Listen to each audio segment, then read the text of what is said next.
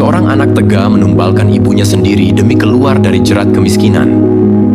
Tapi siapa sangka, setelah sang ibu wafat justru arwahnya kembali. Bukan untuk menakut-nakuti, tapi untuk menyelamatkan anaknya dari jurang neraka yang lebih dalam. Inilah kisah nyata yang tak hanya menggetarkan hati, tapi juga membuka mata, bahwa dosa kepada orang tua tak pernah selesai meski tanah sudah menutup tubuh mereka. Dan malam ini, satu perjanjian gelap akan diputus. Tapi harganya bukan nyawa orang lain, melainkan jiwanya sendiri. Simak kisah lengkapnya.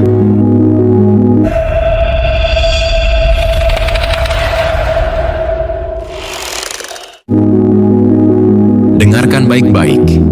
Di balik dunia yang kau lihat sehari-hari, tersembunyi sesuatu yang tak bisa dijelaskan. Tempat-tempat yang dihindari manusia, kejadian yang tak masuk akal, dan cerita-cerita yang seharusnya tidak ada. Inilah dunia ganjil. Di sini, kita mengungkap yang tersembunyi, menantang yang tak terlihat, untuk dan mempertanyakan segalanya. Berani ikut menjelajah? Subscribe sekarang dan bersiaplah untuk tahu lebih banyak.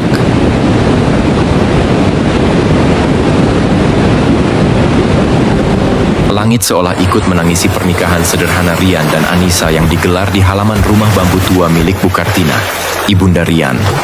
Tak ada musik meriah, tak ada tenda mewah, hanya kursi pinjaman dan beberapa nasi kotak yang dibagikan ala kadarnya. Di sudut ruangan, tampak seorang perempuan tua duduk kaku di kursi roda. Tubuhnya lumpuh sejak setahun lalu akibat stroke berat. Ia tak bisa bicara, hanya bisa menangis. Tangis bahagia sekaligus sedih. Bu Kartina adalah satu-satunya keluarga Rian yang tersisa. Meski tubuhnya tak mampu lagi memeluk, tapi hatinya penuh doa untuk anaknya yang kini menatap masa depan bersama seorang istri. "Ma, doain ya, semoga hidup kami lancar," bisik Rian sambil mencium tangan ibunya. Anissa hanya tersenyum tipis, senyum yang mencoba disembunyikan dari rasa kecewa. Ia anak bungsu dari keluarga sederhana juga, namun sejak kecil bercita-cita punya pernikahan yang berkesan. Ia tak menyangka hari istimewanya begitu sunyi dan langsung harus tinggal serumah dengan ibu mertua yang lumpuh. Malam pun tiba. Hawa lembab menyelinap ke dinding rumah papan yang penuh lubang angin. Rian dan Anissa masuk ke kamar mereka yang tak lebih dari 3 kali 3 meter. Tak ada ranjang, hanya tikar tipis dan satu bantal lusuh. Lampu remang-remang menggantung di sudut, digerogoti nyamuk dan laron yang mulai berdatangan. Anissa duduk diam, matanya memandangi langit-langit yang penuh jaring laba-laba. Rian duduk di sampingnya, tersenyum, mencoba mencairkan suasana. "Maaf ya sayang, kalau semua ini belum bisa seperti harapanmu." Anissa menggeleng. "Aku capek mas, seharian berdiri, belum makan juga, mau istirahat dulu." Rian hanya mengangguk. Ia tahu, istrinya kecewa. Tapi apa daya, hidup memang sedang sulit. Ia bekerja sebagai buruh harian, penghasilan tak menentu, dan harus menanggung biaya perawatan ibunya yang lumpuh. Jangankan menyewa rumah sendiri, untuk makan sehari-hari pun harus pandai mengatur. Dari kamar, mereka mendengar suara batuk lemah Bu Kartina. Rian refleks berdiri. "Aku buatkan air hangat dulu buat ibu ya." Anissa menahan diri untuk tidak mengeluh. Tapi dalam hati, ia mulai merasa bahwa ini bukan hidup yang ia harapkan setelah menikah. Beberapa hari setelahnya, kehidupan rumah tangga mereka berjalan seperti rutinitas monoton yang menjemukan. Rian keluar pagi pulang malam, membawa sedikit uang hasil angkut barang di pasar. Sementara Anissa di rumah, mengurus ibunya yang lumpuh, memasak, mencuci, membersihkan badan mertuanya yang tak bisa bergerak. Semua itu membuatnya lelah, kesal, dan mulai merasa terkekang. Malam itu, saat Rian pulang dengan wajah letih, Anissa tak tahan lagi. "Mas, sampai kapan kita hidup seperti ini?" Rian terdiam, menaruh tas lusuhnya ke lantai. "Aku juga ingin hidup lebih baik, sayang. Tapi aku nggak bisa ninggalin ibu." Anissa menahan air mata. "Aku ngerti. Tapi ini bukan cuma soal ibumu, Mas. Ini tentang kita juga. Aku istrimu. Aku pengen punya rumah sendiri, tempat tidur yang layak masa depan. Rian menghampiri, menggenggam tangan istrinya. Aku janji, aku bakal berusaha. Tapi tolong sabar ya. Ibu itu udah gak punya siapa-siapa selain aku. Anissa menarik tangannya pelan. Ia beranjak keluar kamar. Dari balik tirai, ia memandangi Bu Kartinah yang tertidur di kursi rodanya.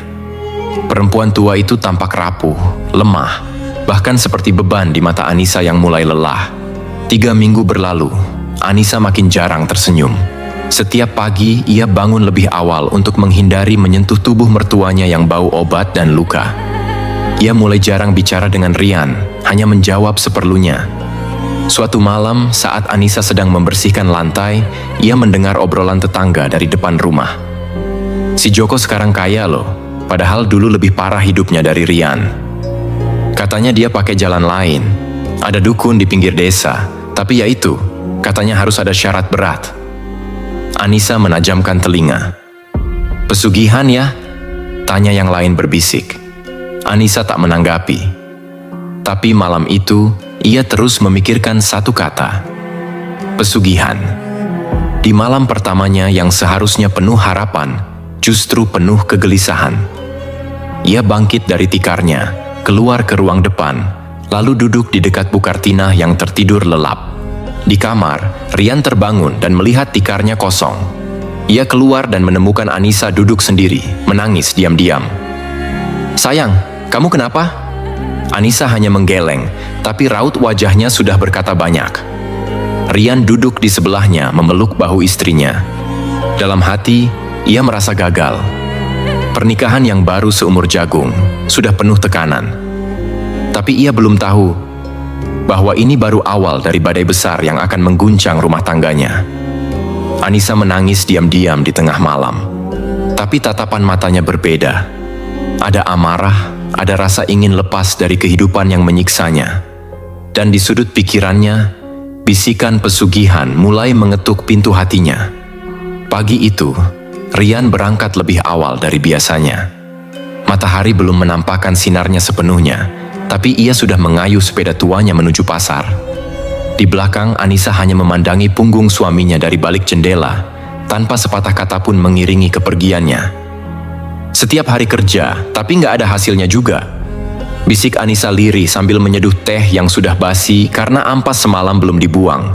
Ia berjalan ke ruang tengah, melihat mertuanya, Bu Kartinah, masih tertidur dengan kepala menunduk di kursi roda. Nafasnya terdengar berat, wajahnya pucat.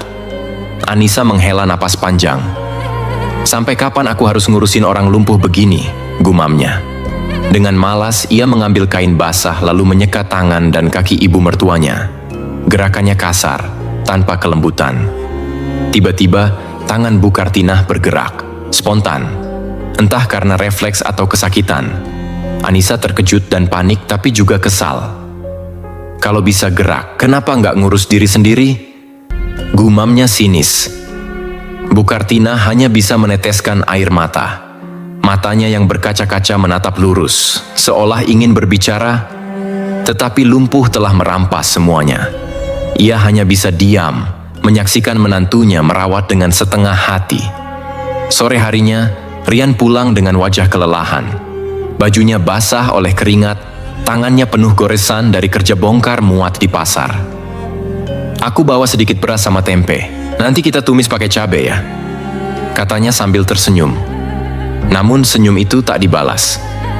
Anissa duduk termenung di sudut dapur, wajahnya penuh penolakan. Mas, aku capek. Rian meletakkan barang bawaan. Aku juga capek sayang, tapi kan ini hidup kita. Kita jalani bareng-bareng. Anissa berdiri dan menatap suaminya tajam. Kamu enak. Kerja di luar bisa napas lega. Aku di rumah kayak pembantu. Ngurusin ibumu yang tiap hari pipis di celana. Kamu pikir aku nggak lelah batin? Rian terdiam. Ucapannya tajam, menyayat hati. Tapi ia tak membalas. Kita nikah buat bahagia, Mas. Tapi yang ada aku kayak ditarik ke neraka pelan-pelan. Hari demi hari, suasana rumah makin dingin. Anissa bicara seperlunya. Rian berusaha sabar, Tapi tekanan dari dua sisi, ibu yang sakit dan istri yang makin menjauh, membuat batinnya terombang-ambing. Suatu malam saat Rian tengah memperbaiki atap bocor, Anissa keluar ke depan rumah. Ia duduk di bangku bambu dan membuka ponsel pinjaman. Ia membuka grup WhatsApp lama, teman SMA, dan mulai scroll hingga berhenti di sebuah video pendek. Seorang pria kaya pamer rumah baru dan mobil. Di kolom komentar, ada yang menulis, "Semuanya berubah sejak dia ikut jalur cepat, tapi bukan instan. Ada syaratnya, tapi hasilnya nyata." Anissa penasaran. Ia klik akun itu, lalu menemukan banyak postingan tentang penghasilan cepat, buka aura rejeki, dan syarat tumbal. Tangannya bergetar, matanya membelalak saat membaca komentar seseorang. "Saya rela kehilangan orang yang sudah tak berfungsi demi masa depan keluarga saya. Sekarang saya punya rumah, mobil, dan usaha. Semua dari tumbal yang saya ikhlaskan. Mertua saya yang lumpuh." Anissa menggigit bibir. Wajahnya pucat. Tapi entah kenapa, ia tidak langsung menutup layar. Justru hatinya berbisik, "Apa aku juga bisa seperti itu?" Keesokan harinya, Anissa kembali memandangi mertuanya. Bu Kartina hanya duduk di kursi roda, tubuhnya kian kurus, kulitnya makin pucat. Anissa membuka tirai jendela dan membiarkan sinar matahari menyinari wajah ibu tua itu.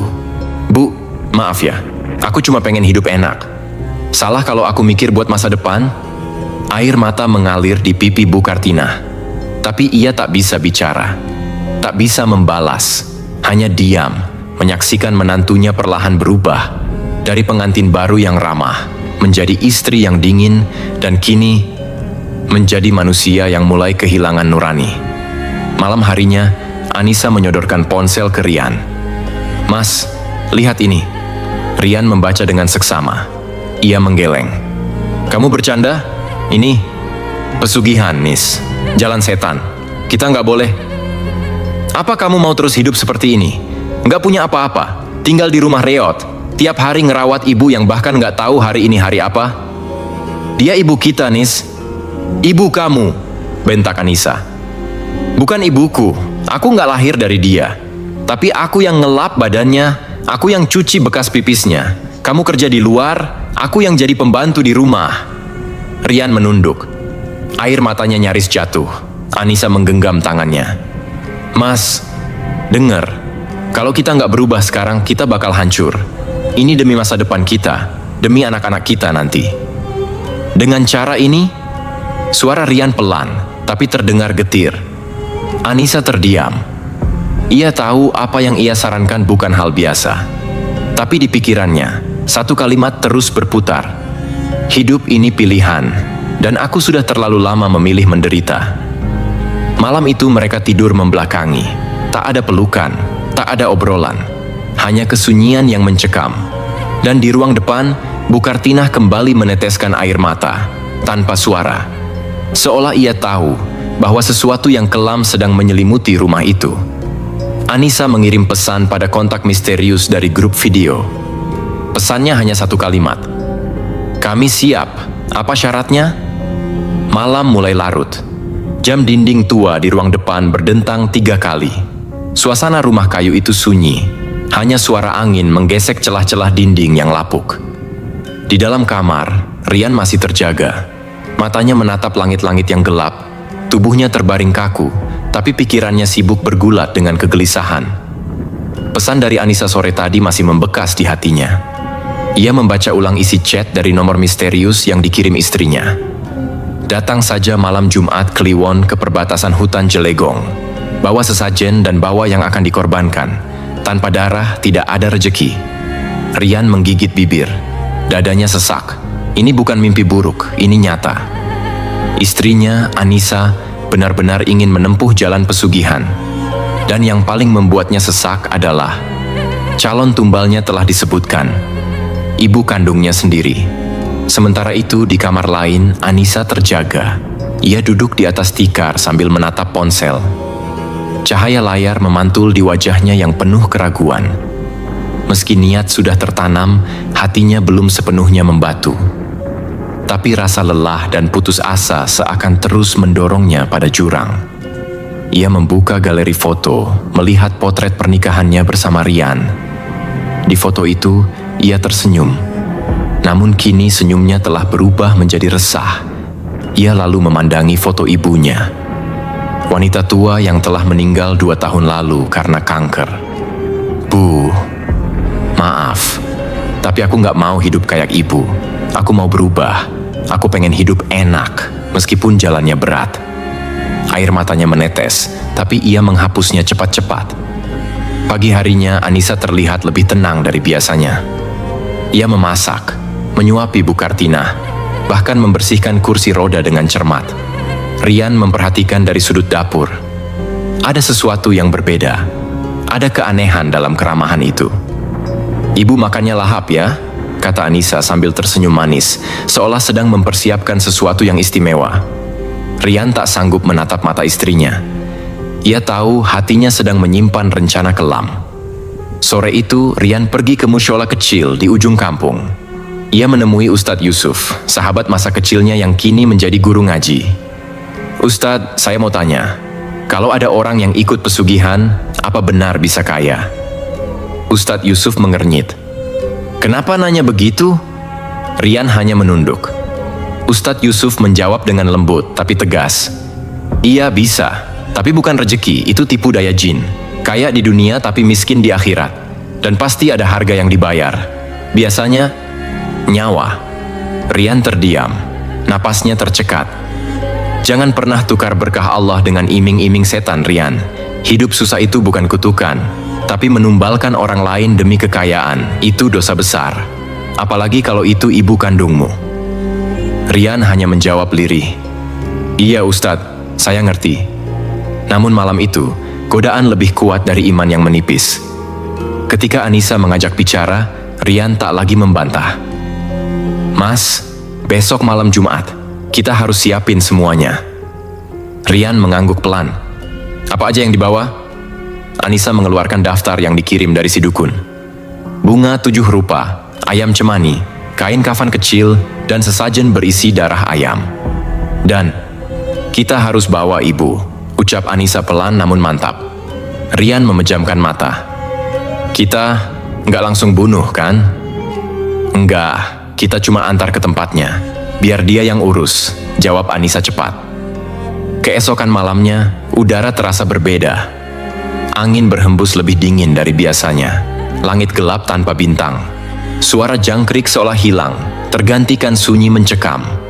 Di rumah itu, Rian dan Anissa bersiap. Di dapur, sesajen sudah lengkap. Kain kafan kecil diselipkan ke dalam kantong ransel.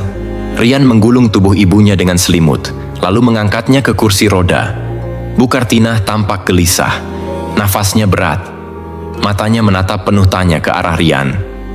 "Ma, kita mau keluar sebentar ya. Udara malam bagus buat Mama."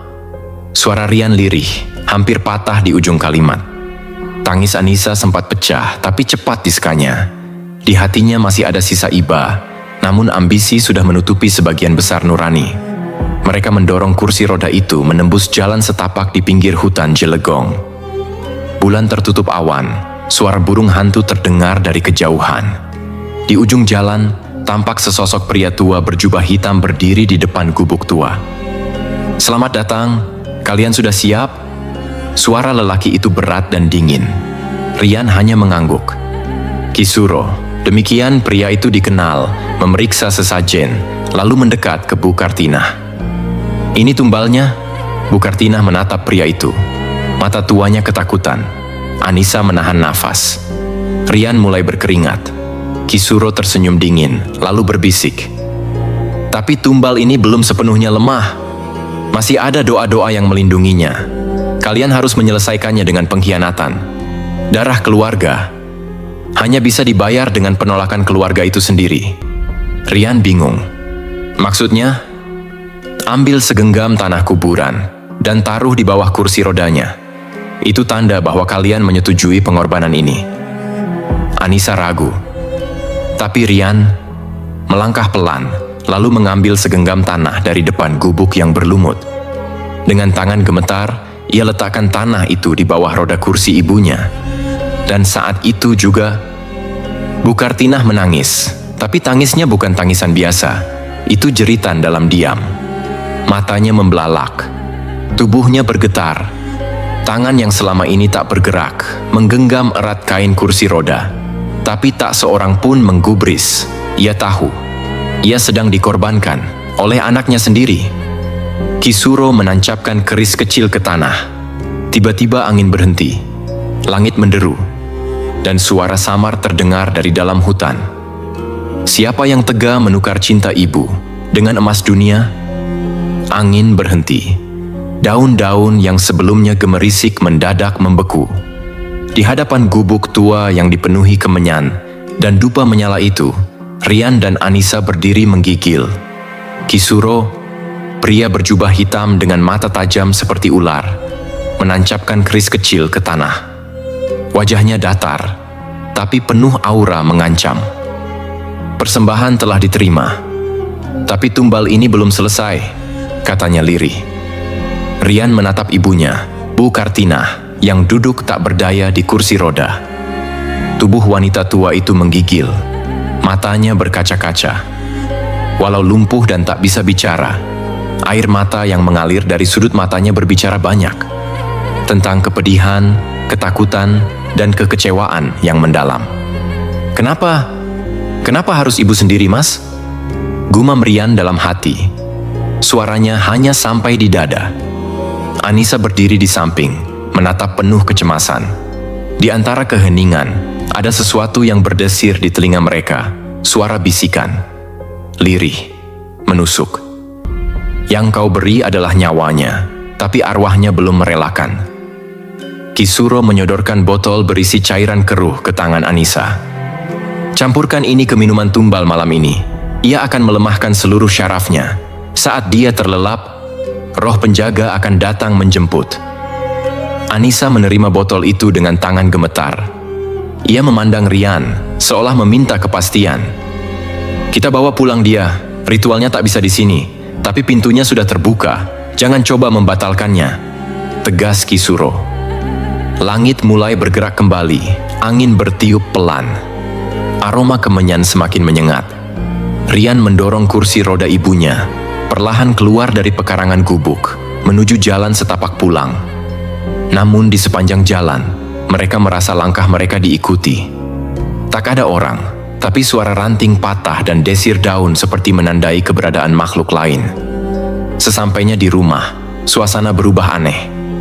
Lampu temaram di ruang depan berkedip-kedip.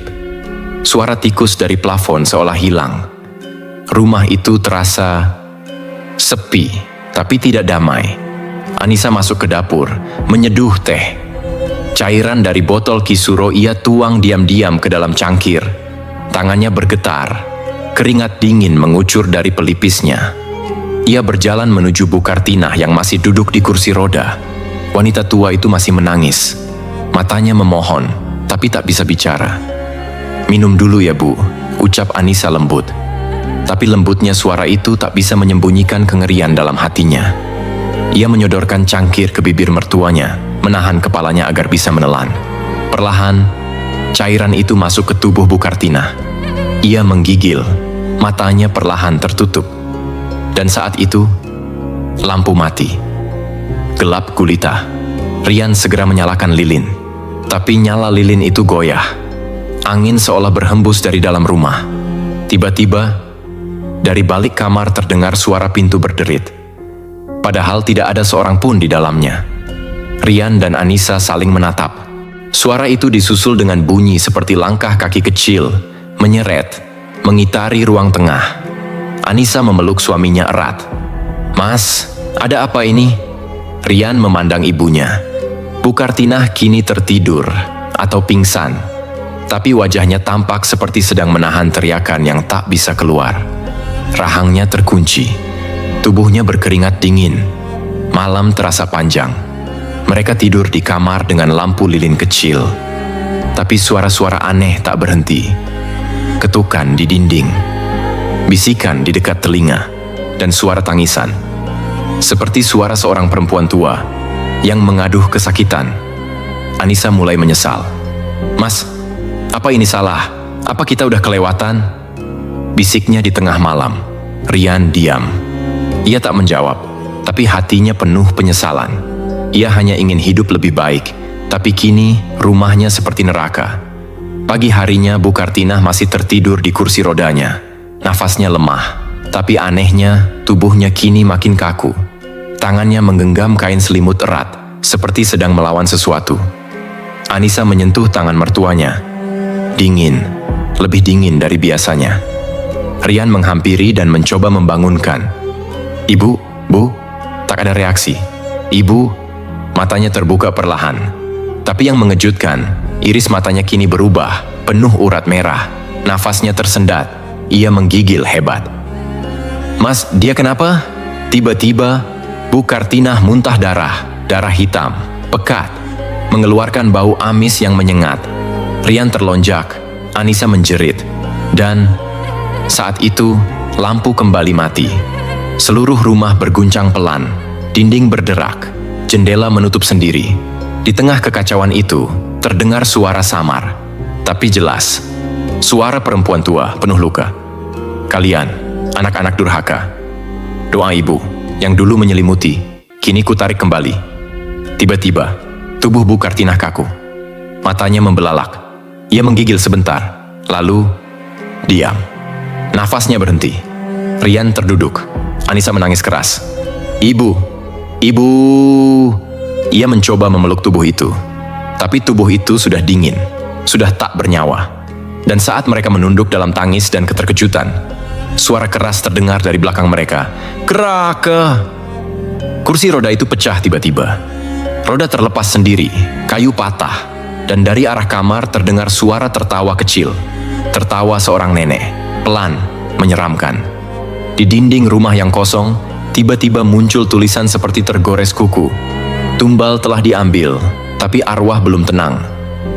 3 hari telah berlalu sejak Bu Kartinah menghembuskan napas terakhirnya.